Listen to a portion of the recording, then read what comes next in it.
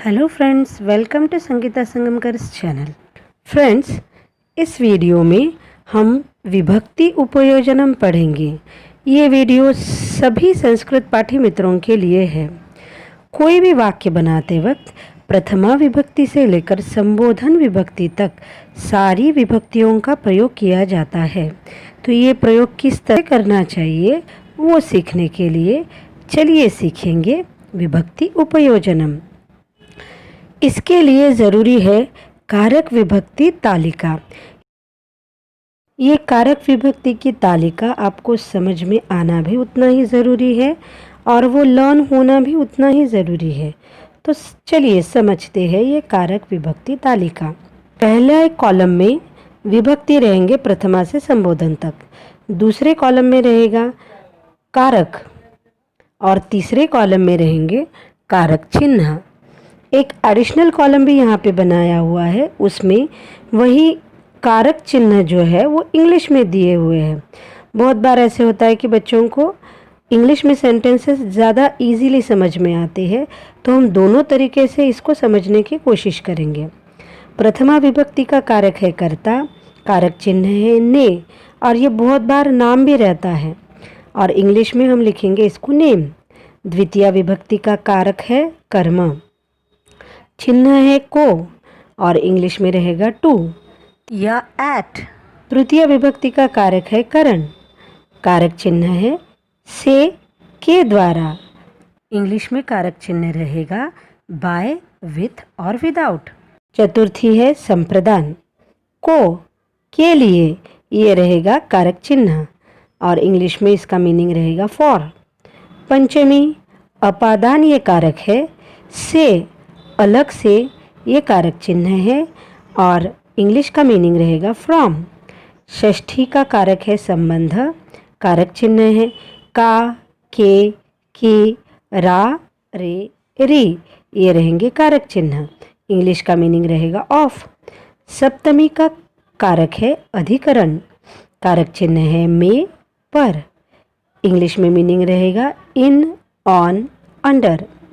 संबोधन विभक्ति का कारक है हे, ये संबोधन ही रहेगा और कारक चिन्ह रहेगा हे, अरे, भो और इंग्लिश में उसका मीनिंग रहेगा ओ। अब हम इस कारक चिन्हों को वाक्यों में कैसे उपयोग में लाते हैं वो समझने की कोशिश करेंगे। उसके लिए हम वृक्ष ये शब्द का उदाहरण लेंगे। पहले हम इस वृक्ष शब्द के सिर्फ एक वचन वाले सारे उदाहरण लेंगे, प्रथमा विभक्ति से लेकर संबोधन विभक्ति तक। प्रथमा विभक्ति, प्रथमा विभक्ति का वाक्य है यह आम्र वृक्ष है, this is a mango tree. अब इन दोनों सेंटेंसेस में आम्र वृक्ष के बाद कोई भी सफिक्स नहीं आया है, कोई भी कारक चिन्ह नहीं है। मैंगो ट्री, इस वर्ड के पहले भी कोई भी कारक चिन्ह नहीं है। इसका मतलब है कि ये प्रथमा विभक्ति में है, ये दोनों भी सिर्फ नाम है। तो अगर हम इसको कारक विभक्ति तालिका में देखेंगे तो नाम एंड नेम ये प्रथमा विभक्ति के लिए आते हैं, इसलिए हमको वृक्ष वर्ड की प्रथमा विभक्ति यूज़ करनी है। वृक्ष वर्ड की प्रथमा एक वचन, वृक्ष वर्ड का प्रथमा एक वचन होता है वृक्षः। तो वाक्य बनेगा एषः आम्रवृक्षः अस्ति, यह के लिए एषः, आम्रवृक्ष के लिए आम्रवृक्षः, है के लिए अस्ति। इस तरह से वाक्य बन जाएगा। अब द्वितीय विभक्ति, द्वितीय विभक्ति का उदाहरण है ग्रामस्थ वृक्ष को देखता है, इंग्लिश में सेंटेंस रहेगा villager looks at the tree. वृक्ष को ये कारक चिन्ह है हिंदी के लिए, एट ये कारक चिन्ह है इंग्लिश के लिए। को एंड एट ये दोनों कारक चिन्ह द्वितीय विभक्ति के लिए आते हैं, इसलिए हमको वृक्ष शब्द की द्वितीय विभक्ति यूज़ करनी है। हम यहाँ पे द्वितीय एक वचन यूज़ करने वाले हैं क्योंकि वृक्ष एक ही है। वृक्ष वर्ड का द्वितीय एक वचन बनता है वृक्षम। तो हमारा वाक्य बनेगा ग्रामस्थ, उसके लिए आएगा ग्रामस्थः, वृक्ष को, ये बन जाता है वृक्षम। देखता है, इसके लिए हम लिखेंगे पश्यति, और वाक्य बनता है ग्रामस्थः वृक्षम पश्यति। अब तृतीया विभक्ति। तृतीया विभक्ति का उदाहरण है वृक्ष से फल दिए जाते हैं। इंग्लिश का सेंटेंस रहेगा the fruits are given by the tree. अब इन दोनों वाक्यों में कारक चिन्ह रहेंगे से और बाय। हिंदी में से और इंग्लिश में बाय। तो ये से और बाय, ये दोनों कारक चिन्ह तृतीया विभक्ति के लिए आते हैं। तो वृक्ष इस शब्द की हम तृतीया विभक्ति यूज़ करेंगे, तो वो बन जाता है, वो शब्द बन जाता है वृक्षेण।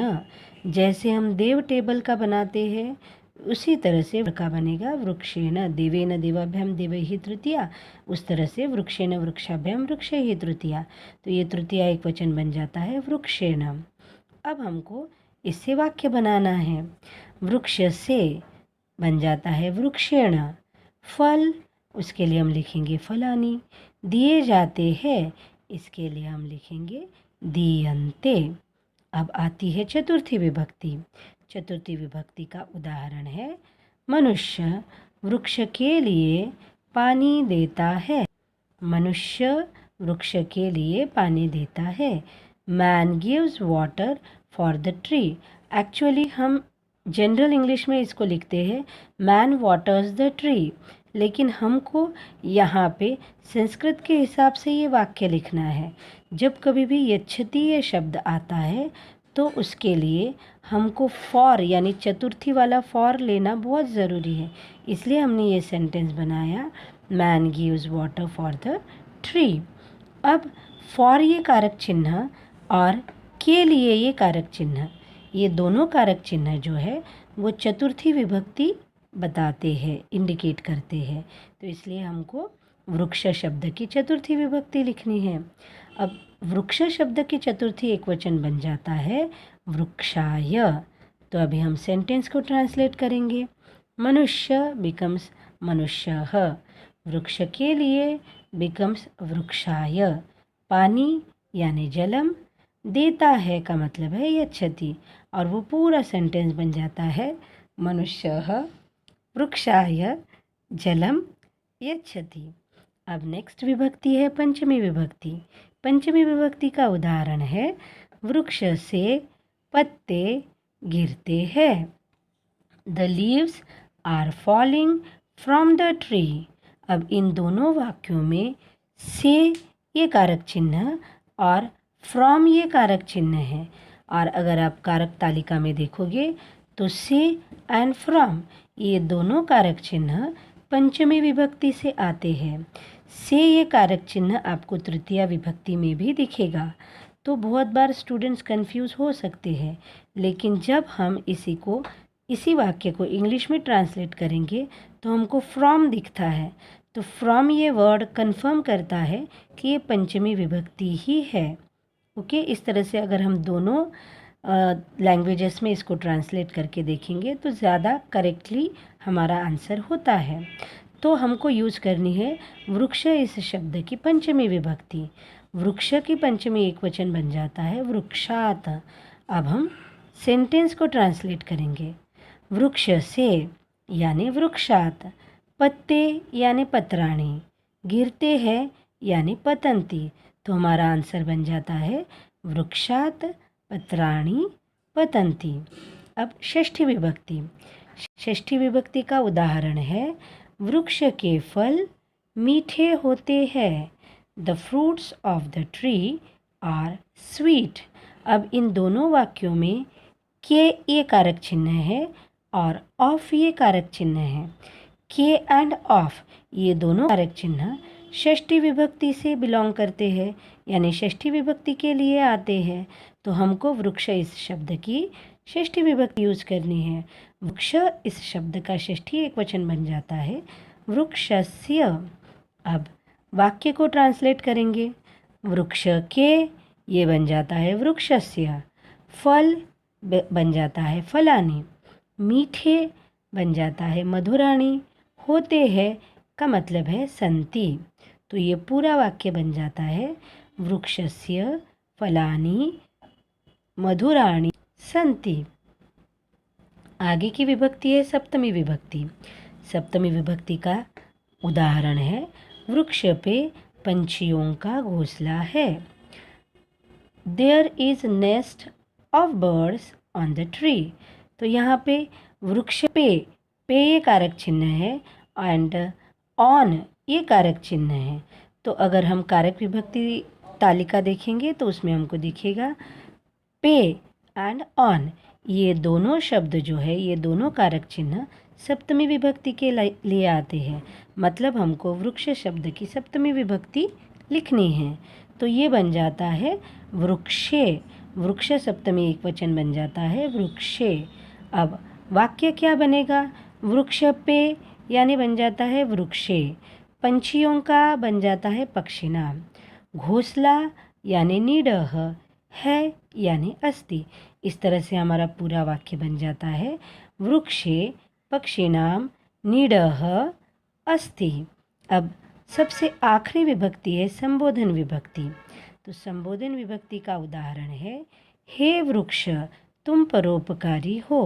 में आपको एक परिवार दिखता है और ये परिवार वृक्ष के लिए कृतज्ञता दिखाता है। तो और वो कहते हैं o tree you are generous. तो इन दोनों वाक्यों में हे वृक्ष एंड ओ, हे एंड ओ, ये दोनों कारक चिन्ह है और ये दोनों कारक चिन्ह आते संबोधन के लिए।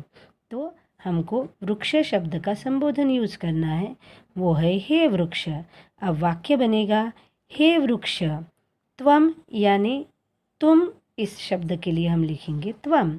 परोपकारी के लिए परोपकारी आएगा, हो मतलब असि। हे वृक्ष त्वम परोपकारी असि।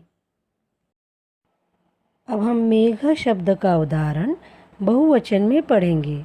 मतलब प्रथमा से संबोधक सारी विभक्तियाँ हम बहुवचन में मेघ शब्द के लिए यूज़ करेंगे। पहली विभक्ति है प्रथमा। वाक्य है आकाश में मेघ है। There are clouds in the sky. यहाँ पे मेघ के बाद और क्लाउड के पहले कोई भी कारक चिन्ह नहीं दिखता है। इसका मतलब वहाँ पे सिर्फ नाम यूज़ किया है और उसके लिए प्रथमा विभक्ति रहेगी। इसलिए हम मेघ शब्द को प्रथमा विभक्ति में यूज़ करेंगे। वो बन जाता है मेघाहा। क्योंकि बहुत सारे मेघ हैं तो हम लेंगे बहुवचन। और वाक्य बनता है आकाशे मेघाः सन्ति।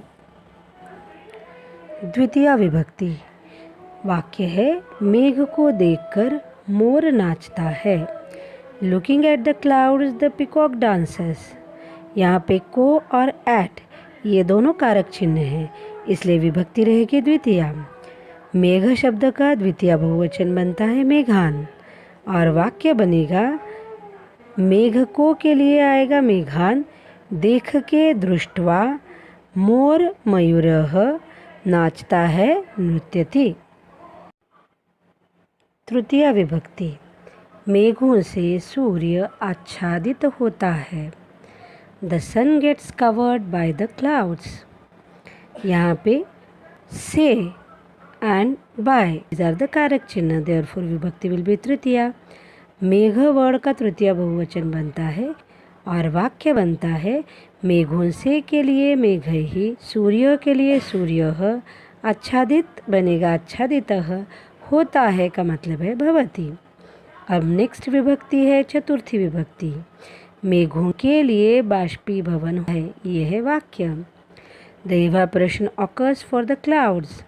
इन वाक्यों में के लिए एंड फॉर ये दोनों कारक चिन्ह हैं और ये कारक चिन्ह चतुर्थी के लिए आते हैं। तो मेघ शब्द की हमें चतुर्थी बनानी है, तो चतुर्थी बहुवचन बन जाता है मेघेभ्यः। और वाक्य का भाषांतर संस्कृत में बनेगा मेघों के लिए यानी मेघेभ्यः। बाष्पीभवन यानी बाष्पीभवनम, होता है का मतलब है भवति। और वाक्य है मेघेभ्यः बाष्पीभवनम भवति। आगे की विभक्ति है पंचमी विभक्ति और वाक्य है मेघों से पानी बरसता है। It is raining from the clouds. यहाँ पे मेघों से एंड फ्रॉम ये दोनों कारक चिन्ह हैं और वो पंचमी के लिए आते हैं, इसलिए मेघ शब्द की पंचमी बहुवचन बन जाता है मेघेभ्यः। और वाक्य बनेगा मेघों से के लिए बनेगा मेघेभ्यः। पानी यानी जलम, बरसता है यानी वर्षति। तो पूरा वाक्य है मेघेभ्यः जलम वर्षति। आगे की विभक्ति है षष्ठी विभक्ति। षष्ठी विभक्ति का वाक्य है मेघों की गर्जना जोर से होती है। The thundering of the clouds is loud. यहाँ पे की एंड ऑफ ये दोनों विभक्ति के कारक है, कारक चिन्ह है, और इसलिए हमको मेघ शब्द की षष्ठी बहुवचन यूज़ करना है। तो मेघ का षष्ठी बहुवचन बनता है मेघानाम और वाक्य बनेगा मेघानाम गर्जना उच्चैः भवति। सप्तमी विभक्ति। सप्तमी विभक्ति का वाक्य है मेघों में इंद्रधनु सुशोभित दिखता है। The rainbow looks beautiful in the clouds. में और इन ये दोनों कारक चिन्हों के लिए सप्तमी विभक्ति है, इसलिए मेघ शब्द का सप्तमी बहुवचन बनता है मेघेषु और वाक्य बनेगा मेघों में यानी मेघेषु। इंद्रधनु यानी इंद्रधनु हो, सुशोभित दिखता है उसके लिए शब्द आएगा शोभते। इस तरह से पूरा वाक्य है मेघेषु इंद्रधनु शोभते। अब आखिरी विभक्ति है संबोधन विभक्ति। इसमें वाक्य रहेगा हे मेघो आप दयालु हो। ये मोर मेघों के लिए बोल रहा है। ओ क्लाउड्स यू आर काइंड। हे मेघ एंड ओ क्लाउड ये दोनों भी संबोधन में है, इसलिए हम मेघ शब्द का संबोधन लेंगे बहुवचन में। वो बनता है हे मेघाः और वाक्य बनेगा हे मेघाः यूयं करुणापराः। अब हम नीड शब्द लेकर द्विवचन में सारे विभक्तियों में वाक्य बनाएंगे। प्रथमा विभक्ति। वृक्ष पे 2 घोंसले हैं। On the tree there are 2 nests. कारक चिन्ह है नाम नेम, इसलिए विभक्ति है प्रथमा। नीड शब्द का प्रथमा द्विवचन है नीडव और वाक्य बनेगा वृक्षे नीडव स्तः। द्वितीय विभक्ति। वाक्य है एक सांप घोंसलों को देखकर खुश हो जाता है। Looking at the nests a snake becomes happy. इसमें कारक चिन्ह है को और इंग्लिश में रहेगा एट। इसका मतलब है हमको विभक्ति यूज़ करनी है द्वितीया। तो द्वितीया विभक्ति द्विवचन नीड शब्द के लिए बन जाता है नीडव। तो हमारा आंसर आएगा नीडव दृष्ट्वा सर्पः हर्षितः भवति। तृतीया विभक्ति। घोंसलों से अंडे को आश्रय मिलता है। इंग्लिश में रहेगा the eggs get shelter by the nest. तो यहाँ पे कारक चिन्ह क्या आएगा? हिंदी में आएगा से। घोंसलों के द्वारा। इंग्लिश में कारक चिन्ह रहेगा बाय, इसलिए हम यूज़ करेंगे विभक्ति तृतीया। नीड शब्द का तृतीया द्विवचन बन जाता है नीडाभ्याम। तो फाइनली आंसर आएगा नीडाभ्याम अंडाः आश्रयम लभन्ते। अब चतुर्थी विभक्ति। पक्षी घोंसलों के लिए तिनके लाते हैं। The birds bring dried grass for the nest. अब दोनों वाक्यों में कारक चिन्ह क्या रहेंगे? हिंदी के लिए रहेगा के लिए, इंग्लिश के लिए रहेगा फॉर, यानी विभक्ति क्या रहेगी? ऑफ कोर्स चतुर्थी विभक्ति। तो नीड शब्द की चतुर्थी द्विवचन क्या बनेगा? नीडाभ्याम। इसलिए हमारा आंसर आएगा खगाः नीडाभ्याम शुष्कतृणम आनयन्ति। पंचमी विभक्ति ही। अंडे 2 घोंसलों से गिरते हैं। Eggs fall from 2 nests. अब इसमें कारक चिन्ह क्या रहेगा? हिंदी में रहेगा घोंसलों से यानी से, और इंग्लिश में रहेगा फ्रॉम। तो से और फ्रॉम जब भी कारक चिन्ह रहता है तो विभक्ति रहती है पंचमी। तो ये शब्द का पंचमी द्विवचन बनेगा नीडाभ्याम। और फाइनली हमारा आंसर आएगा अंडव नीडाभ्याम पततः। षष्ठी विभक्ति। षष्ठी विभक्ति में वाक्य रहेगा दो घोंसलों का आकार मनमोहक है। Shapes of the two nests are attractive. अब यहाँ पे कारक चिन्ह क्या रहेगा? घोंसलों का यानी का, और इंग्लिश में रहेगा ऑफ। तो का और ऑफ ये कारक चिन्ह रहने पर हम यूज़ करेंगे विभक्ति षष्ठी, और नीड शब्द की षष्ठी द्विवचन बन जाता है। नीड शब्द का षष्ठी द्विवचन बन जाता है नीडयोः। वाक्य बनेगा नीडयोः आकारौ रमणीयौ। अब हमने आकारौ रमणीयौ क्यों लिया? क्योंकि ये द्वि में है। ओके। सप्तमी विभक्ति। सप्तमी विभक्ति का वाक्य है पंछियों से दो घोंसलों में अंडे दिए जाते हैं। The eggs are laid in two nests by the birds। इसमें कारक चिन्ह रहेगा में। हिंदी के वाक्य में रहेगा में और इंग्लिश में रहेगा इन। इसका मतलब है विभक्ति रहेगी सप्तमी। तो नीड शब्द का सप्तमी द्विवचन बन जाता है नीडयोः, और वाक्य बन जाता है नीडयोः अंडाः स्थापिताः। खगैः नीडयोः अंडाः स्थापिताः। अब सबसे आखिरी विभक्ति संबोधन विभक्ति। पंछी प्रार्थना करते हैं, हे घोंसलों हमारे अंडों की रक्षा करो। The birds pray, o nest protect our eggs. अब इन दोनों वाक्यों के कारक चिन्ह क्या रहेंगे? हिंदी में रहेगा हे और इंग्लिश में रहेगा ओ। तो संबोधन विभक्ति यूज़ करनी है, और नीड शब्द का संबोधन द्विवचन बन जाता है हे नीडव। इसलिए हमारा वाक्य बनेगा खगाः प्रार्थयन्ति हे नीडव अंडान रक्षतम। Thank you very much for watching the video. For further practice, watch next practice video.